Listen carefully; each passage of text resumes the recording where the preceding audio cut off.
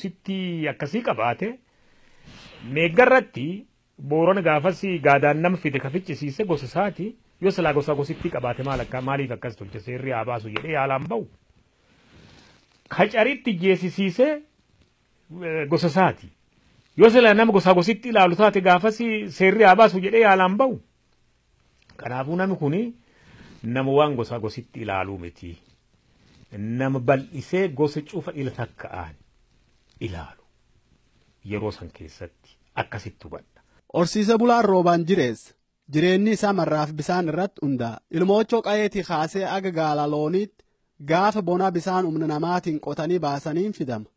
Gaaf gannaa ammoo qabaa jalqabee aga dolollootti caccafuu gannaa daakate jiraata. Jireen horsiise bulaa kan jijjiiruuf shalaqa jaataniin aga uummata keessa deemee akka inni horii gurguree qarshii baankii keeyyatu. Akka inni qeencorii diqqeessee horii firee qabu horsiifatu jalqabee waan guddoo gorsee barsiisa ba'e.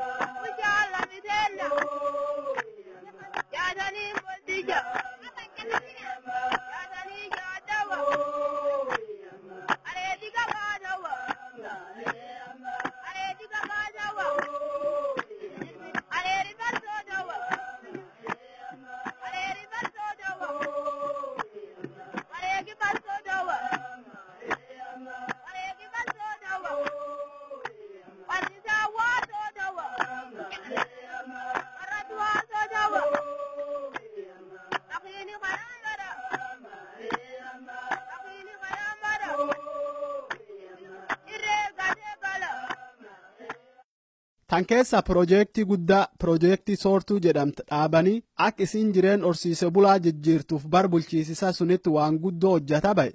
Akka ragaan fiidiyoo walgayii keessa deebii hojii piroojeektii tanaa laalan irratti barsuun waraabam ibsutti shalaqa jaataniin bu'aa piroojeektiin sun uummataa buufti gara fulaa sadiitti qoodee ibsa. Akka jechi shalaqa jaatanii hagaafasitti hojii guguddoo piroojeektiin sun hojjette keessa wanni hangafi waan marraaf bisaaniiti. Eegi piroojeektiin sun jalqabde gam kanaan jijjiirame guddaan naannoo sunitti akka mul'atu dubbate. Eela qotanii itti gargaaramaa turani jiraattonni kanuma waraabbatanii haa jiraatan malee keessattuu yeroo bonaa cufa lakkoofsi nama du'u akka malee guddaadha. Kanaaf koreen kun keessattuu gama misooma dheedumsa horiitii fi bishaaniitiin wanti isaan naannoo jiranitti hojjechaatti jiran jireenya uummata kanaa jijjiiruuf gumaacha guddaa qaba jedheen itti amana. Haal jireen horsiise bulaa waan ammeessaa bakeessa inni tokko waan dhibee horiitiif daandiiti. Gaaf durii hakimiin hin jirre uummati malum aadaatiin horii wallaanata ba'e. Tun immoo dhibee hedduu fayyisuu waan hin dandeenyeef horiin akka hamaa dhumata ture. Wanni dhibiin immoo waan daandiiti. Daandoon namasaa yoo daandiin jiraatti marra bisaanillee birga'uu danda'a. Yoo daandiin hin jirre namasaa illeen karaa hin kutu. Piroojeektiin tun gam kanaan barsu waan hedduu akka jijjiirti dubbate shalaqa jaataniin. ሌላው በዚህ ክልል የሚደነቀውና ቀድሞ የነበረውን ሁኔታ መልክ እየለወጠ ያለው የፕሮጀክቱ እንቅስቃሴ ዘርፍ የእንስሳት ጤና ጥበቃ ዘርፍ ነው። adeemsa sochii piroojeektii kana keessatti wanti biroo kan naannoo kanatti nama ajaa'ibsiisuu fi haala naannoo kanaa kan duraan ture haala isaa jijjiiree waan fayyaa horiiti. Akkuma haalli naannoo kanaa duraan ture ibsutti dhibeen horii kan akka abbaa sangaa, abbaa goorbaatiif dhibee sombaa jedhaman dhibee hamaa fi yeroo ammaa piroojeektii kana jalatti gama gargaarsa fayyaa horiitiin to'annaa jala oolee jira. Gama kanaan dhibeen kanneen akka dhibee sombaa hir'ataa waan dhufeef baay'inni horii waggaarraa gara waggaatti dabalaa jira. ሌላው የፕሮጀክቱ የእንቅስቃሴ ዘርፍ በመንገድ ስራ በኩል የሚያደርገው እንቅስቃሴ ነው። wanti biraa kan adeemsa sochii piroojeektii kana keessatti hojjetamaatti jiru sochii gama ijaarsa daandiiti. Kana jechuun godina kana keessatti yoo koreen piroojeektii kanaa karaa qotanii koree tokko koree biraatiin walitti fidu, eela duraan jiru eela biraatiin karaa walitti baasu, maashinaa fi humna namaa dabalatee adeemsa sochii piroojeektii kana jalatti eela jiruuf koree jiran hunda akka walitti fiduu danda'an karaan baafamee jira. Ijaarsi daandii kun koreef koree eelaa fi eelaa qofa daandii baasanii walitti fiduu osoo hin ta'in godina lamaan moggaa jiru kana keessatti sochii misoomaa babal'isuu, nageenya naannoo to'achuu, hojii bulchiinsaa adeemsisuuf dhugumaan biiroo keessaa baanee uummata keessa seennee uummata barsiisuu, hojii misoomaatti uummata jajjabeessuuf dhugumatti hojii guddaatu hojjetame. Jireen horsiisee bulaa kan jijjiiruuf wanni dhibiin piroojeektiin tun hojjattu waan raanchi ijaaranii horii keessa gabbisaniiti. Horii gabbisan kan deebisanii gurguran. Harki guddaan horii gurguran kan irraa argamu immoo galii uummata ta'a.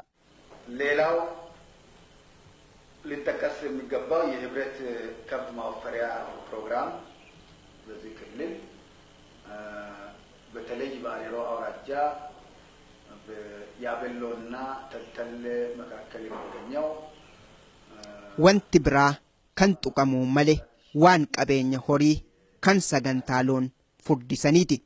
Keessattuu godina areeroo aanaa yaa'a bal'oo fi taltallee jidduutti kan argamtu raanchiin sariitee lafa iskuweer kiiloomeetirii 14,000 gadi kan hin ta'in dirree fi yaa'a bal'oo jidduutti kan argamtu raanchiin dambala waachuu iskuweer kiiloomeetirii 10,000 gadi kan hin ta'in godina booranaa nageellee irraa kiiloomeetira 70 gara kibbaatti kan argamtu naannoo kibbaa kan daangessitu bal'ina iskuweer kiiloomeetirii 25,000 gadi kan hin taane raanchiin walleensofaadha.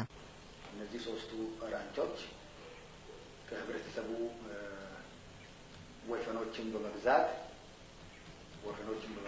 በእነዚህ ራንቾች ወይፈኖቹን ለአንድ ዓመት raanchii sadeen kanatti uummanni horii gabbisan bitatee itti galfata. Raanchiin immoo ganna tokkoof eegumsa, qoricha, margaa fi bishaan kennanii fi gabbisu. Achiin booda horii kana gurguranii 70% warra horiitiif kennani, 30% kan koreen ganda garagaraa keessa jiranii fi bulchitoonni aanaa walitti qabanillee hojii misoomaatiif oola. Fakkeenyaaf yoo namoonni hedduun aanaa tokko irraa kan horii gabbifatan ta'e galiin 30% kan galu aanaa sana keessatti manneen barnootaa, mana yaalaa fi bakka waa itti gurguratan uummataaf ittiin ijaaruuf tajaajila. Gama kanaan hojii gabbisa horii kana irraa namoonni mala ammayyaatti gargaaramanii jijjiirama guddaatu mul'achaatti jira. Aab goollisa roobaa har'a nam lubbuun jiruu miti. Fula ciisuu biyyeen sabladhinnaa fi barsuun nam jaba reeraaf dheeda keessa jirutti dhageetti guddoo qabu. Bu'aa piroojeektiin sun fiddi gaafas gaafatanii jennaan yoo deebisu.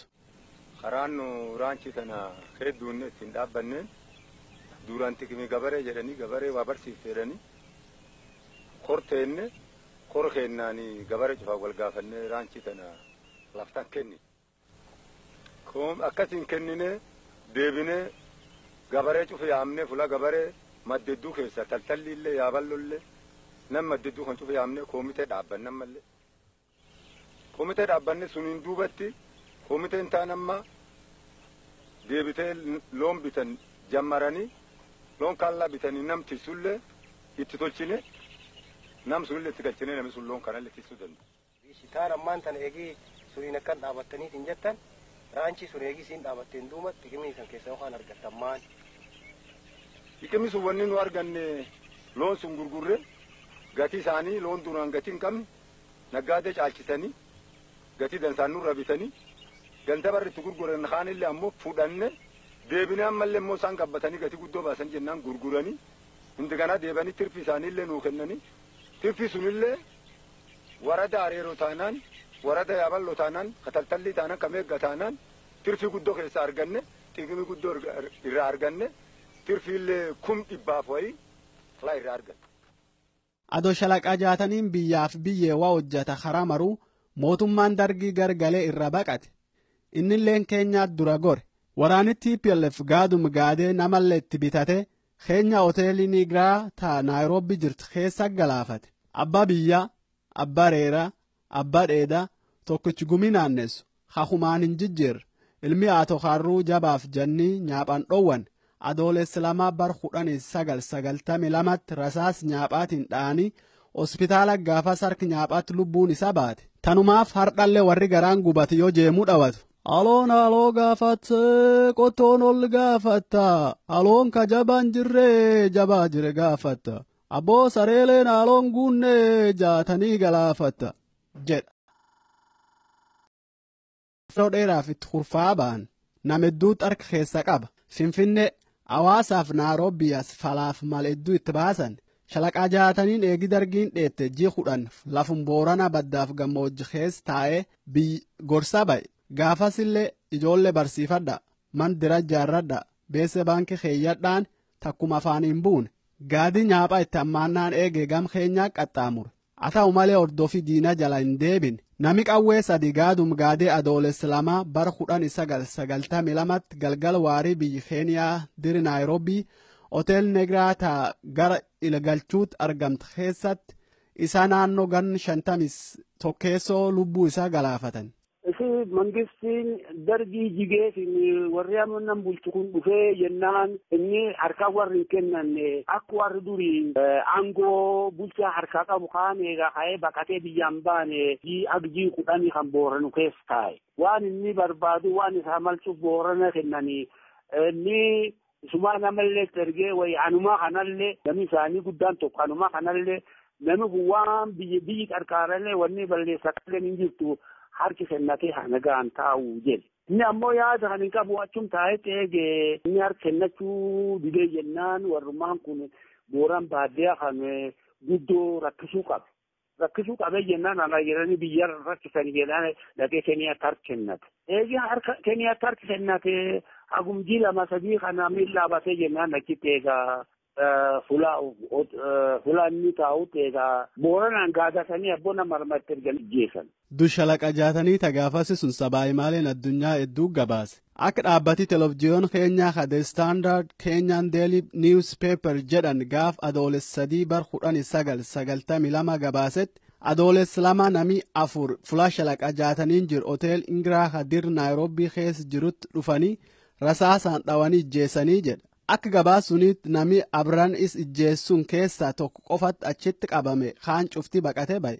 Yoo warri firaaffiixaa ariyaaf warri dootii shalaqa jaataniitun dhibdu waan kan buufata poolisii ka paarkii Naayiroobii jirutti himuuf walitti dhufanitti Standard Daily News gaafannaan akka jedhanitti shalaqa jaatanii wanni ijjeessaniif waan inni yaadi siyaasaa ka mootummaan ce'umsaa Itoophiyaa irra goru qabuuf ijjeessanii jedhanii jedha. Lammiileen Itoophiyaa hedduu Booraan keenyaatiin waliin ba'anii mormi guddaa dhageessisaa oolanii jedha Daily News gabaasisa suniin keessatti. Dhaadannoo jarii qabatee bayeen keessaa inni hangafi dhiigi jaatanii ali jigee lafatti inafu. Waanis godhan nulleen ambasaader Itoophiyaa ka keenya jiruuf hojjettoota imbaasii goonu malee hin lakkifnuu ka jedhuu jedha Daily News. Miidiyaan addunyaa beekamaan BBC'n eegi inni du'e guyyaa lammeessoo akka gabaasetti nam hoggana Oromoo duraan ture fulaa inni daatee jirutti hotel dir Naayiroobii keessatti ijjeessanii jedhee gabaase. Gaafis ijjeessan sunitti abbaan allanga addaa beekamaan Useen Soraa akka warri is ijjeesseeratti dhiyaatuuf mootummaa Keeniyaatiif laf hedduullee xaalayaa galchee dubbiillee faandeemee seeraan falmeef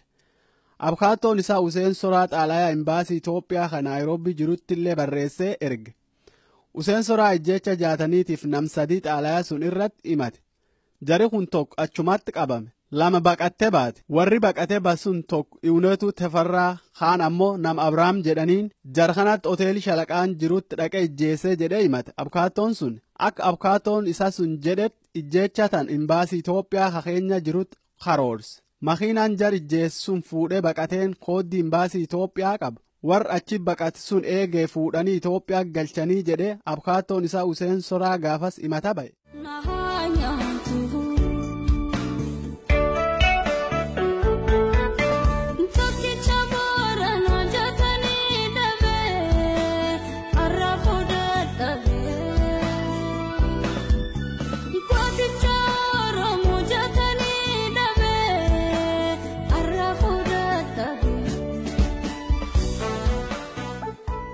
Useen Soraa abbaan abkaattoo shalaqa jaatanii ali beekamaan adoonni dubbisuun faan deemuu eegee isayyuu bar 1996 summii nyaachisanii ijjeessan. Nam tokkoch fula shalaqaa itti ijjeessan suni qabanillee mootummaan TPLF mana murtii Keeniyaa gumbeessee jennaan ragaan war ilaan argi malee hin jiru jedhanii namichi gadhiisan. Dhiigi shalaqa jaatanii gaafasiif achumaan hafe. Jaarsi kun waan dhaamataa waan takka jedhee gaafa amma dargiin bahuuf dhiyaate ka ganna tokkollee atoon turiin isiin baate waan dhaamataa waan tokko Booranaa Gujiin jedhe jaarsi kun. Abbaan gaafas keessa kora gaafasii keessa jiru ka qaabatu malaa namni sun cufa akkuma hin jiru kana jira ka lubbuun jiru numa jira qaabachuu danda'a waan dhaamataa waan takka jedhe maal jedhe. Yoo gogorriin barristellee jedhe dubbii tana abbaa hubatuulaa hime inni yoo gogorriin takka har'a barristellee jedhe isan gulan barrisinaa jedhe yoo gogorriin takka har'a barristellee isan gulan barrisinaa.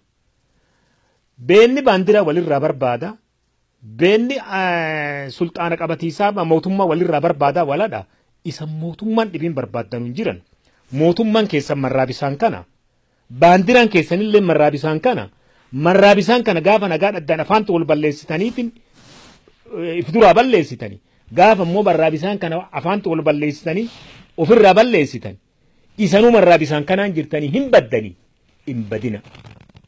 Atoos gogorriin takka barristellee wal qabadha karaa tokkocha laala karaa tokkocha deema waan takkaa yaada akka tokko waliin bulaa oola jedhee Booranaa Gujii walii qabsiisee biraa deema. Akkas qaabadha tun dhaamata isaati kan dhumaat eegisa waan inni namaan haasa'illee uummata san walitti qabee haasa'inillee se'atoo haasa'inillee beekummoo. Inni dabree jaarsa nyaaphumatti ijjeese nyaapittuma nyaaphi qaraa eenyu ijjeese eenyu booji'aa hin jennu nyaaphi kama nama ijjeesu. Tagaafas shalaqaa ijjeette Boorantichaa Gujichaa Oromtichi cufaanumu baate abbaa carraa ta'ee isarraa buutuu malee namni cufaanumu baate. Ammoo abbaa carraati laa irra buute laa du'e laa dabre. Namni kun nama yeroo durii jiru san ofiif jiraatee moti amma dubbii duubatti deddeebi'aa dhiifama naa tolchi. Nama ofiif jiraatee moti jiru santi shalaqaa yaatanii nama ofiif jiraatee miti. Nama uummata kanaaf jiraate ofiif hin jiraanne. Yoo ofii jiraate waan ofii tolfata. Akka inni ofiin jiraatin kabeettanuun mana shalaqaa akkana jedhanii har'a. Qorqorroo qoola 12 qabdu yookaan ka qoola 9 qabduun argitu. Mana yaatanii aliitti kana jedhanii kan ijaarrate ani fi hin beeku. Yoo jiraatellee anumattuu waan hubantooti jettachi hin gahin. Shalaqaa yaatanii fuudhaniitii qabaaniitii isaatti tana nami jedhan hin jiru. Shalaqaa yaataniin ilmeen isaa namni yooniitii fuudhi bultii tolfataa bultiin isaa uummata bal'aan gaafas bulchisan bultiin isaa namni bultoomaa irra gate uummata bal'aa san. Awwaan kana ifiin tolfadhu isatti midhaaguu hin dhabne jaalachuu hin dhabne maaliif hin tolfanne? Wanti inni argu ol guddina uummata kanaa hawwaa malee tafii hawwuutti hin jiru. Tanaaf tana dhabe namni kun. Namni kun nama akkasii ammoo uummataaf kenneetiin ifiif hin jiraanne kan uummataa jiraatu baay'een arganu dhaloota namaa dhaloota tokko keessatti yookaan jenereeshinii tokko keessa baay'een argani.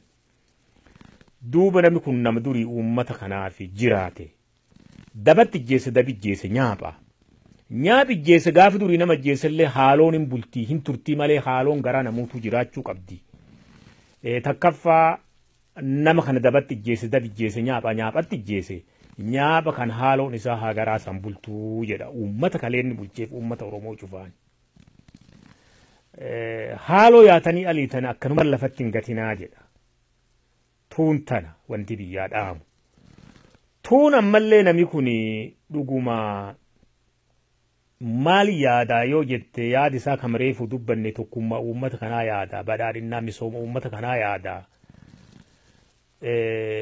Tasaasa yoo silaafuu akkasillee tolchuu dadhabne haga dandeenyitti wal qabannu jedhu uummata kanaaf wal qabadhaa jedha namni kun durii takkummaa uummataa yaada nuutuu dhalootaanuu Booranaa Gujii Gabartii namuma tokko kanama tokko qilleensi dharaafa keessa bahee qilleensi wallaalchaafa keessa bahee namni kun gama walaalaa bahaafaa turuu danda'a.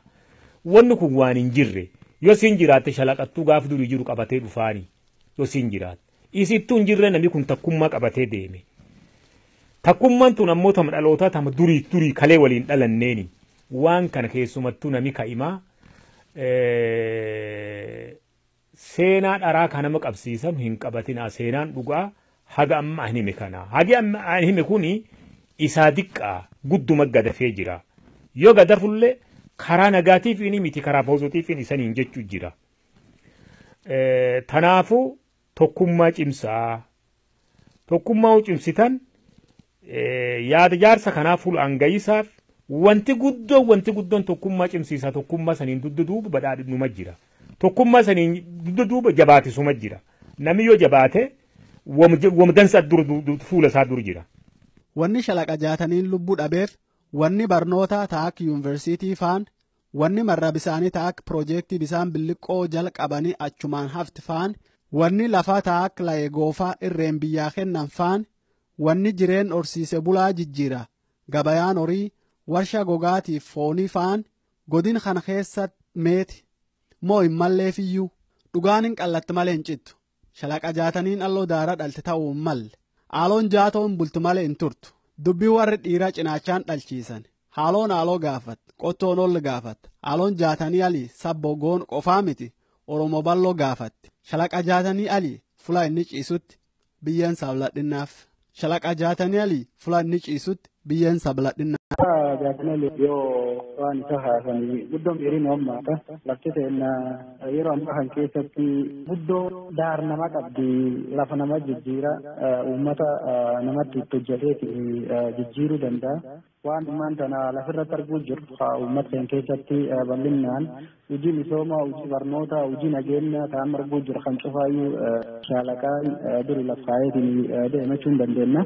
Hangafaamumatti wanni hin qaabadhuun tokko hojii barnoota uummata keenya inni irratti hojjeteen qaabadha. Uummatni aduun baratinuu inni akka carraa ta'ee baratee lakkisite akka uummatni sun barateetiin uummata biyyaan bahu hojiin inni lafirratti hojjetee hojii guddoo hojii misoomaatiin hin qaabadha. Amma wanni bira yaabilloo keessatti fuula adda addaa akka agartu wanni jajjabduu inni akka istaadeemii wanni akka deebiisii wanni kun cuftinuyyuu waan inni hojjeteef wanni jajjabduun jira. Hojii adeesalaa durii gaafa inni hojjetee suniin dhalootii amni jiru kulleen irraa fuudheetiin hojjete dhuguma wanni nu halkanii guyyaa boonnuuf hin jirtu.